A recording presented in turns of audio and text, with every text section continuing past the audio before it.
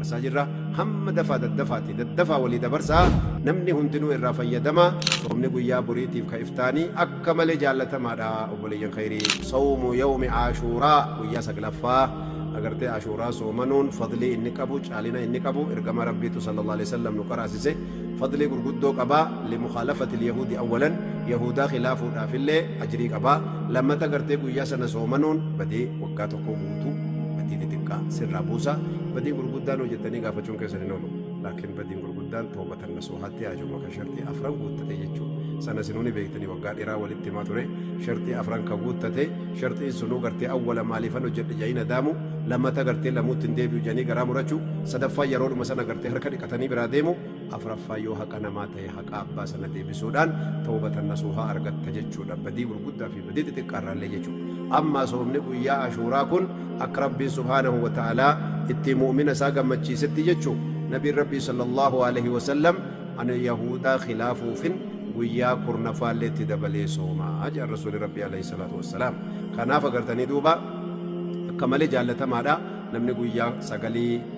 soomee guyyaa kudhaniillee dabalate guyyaa 11 fi guyyaa 12 13 14 sunilleen akka malee jaallatamtuudha ji'a kana keessa gartee soomanuun isii jechuudha buleeyanii mana kanaaf nabiin rabbii alayhi salaatu wassalaam guyyaa sagalii san soomananii yoo rabbii waggaa dhufuun nagaya kurnaffaan hin dabaladha ajiriin isaa akkasuma jedha rasuulli rabbii alayhi salaatu wassalaam kanaaf inshaallah ta'ala gaggabaabduutti gartee gabaabsinee akka sooma guyyaa borii inshaallah ta'ala arra zulhijjaan malee muharramni gartee 8 waan ta'eef halkan agartanii kunoo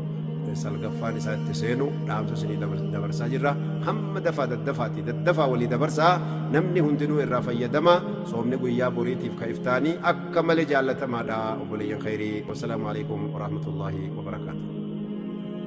dabarsaa jirra hamma daddafaa walii dabarsaa namni hundinuu irraa fayyadama soomni guyyaa boriitiif ka iftaanii akka malee jaallatamaadha obboleeyyan khayrii sawmu yawmi ashuuraa guyyaa saglaffaa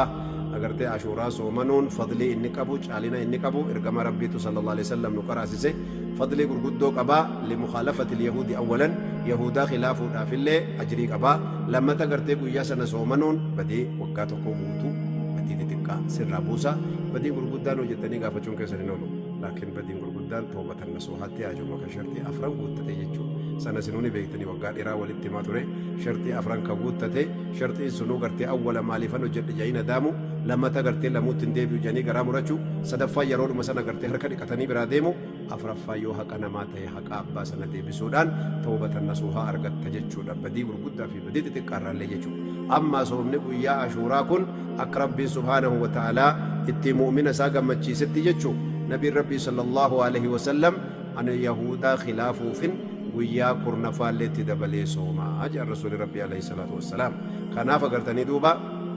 akka malee jaallatamaadha namni guyyaa sagalii soomee guyyaa kudhaniillee dabalate guyyaa 11 fi guyyaa 12 13 14 sunilleen akka malee jaallatamtuudha ji'a kana keessa gartee soomanuun isii jechuudha buleeyanii mana kanaaf nabiin rabbii alayhi salaatu wassalaam guyyaa sagalii san soomananii yoo rabbii waggaa dhufuun nagaya kurnaffaan hin dabaladha ajiriin isaa akkasuma jedha rasuulli rabbii alayhi salaatu wassalaam kanaaf inshaallah ta'ala gaggabaabduutti gartee gabaabsinee akka sooma guyyaa borii inshaallah ta'ala arra zulhijjaan malee muharramni gartee 8 waan ta'eef halkan agartanii kunoo salgaffaan isaa itti seenu dhaamsa isinii dabarsaa jirra hamma daddafaa walii dabarsaa namni hundinuu irraa fayyadama soomni guyyaa boriitiif ka iftaanii akka malee jaallatamaadha obboleeyyan khayrii wassalaamu alaikum warahmatullaahi wabarakaatu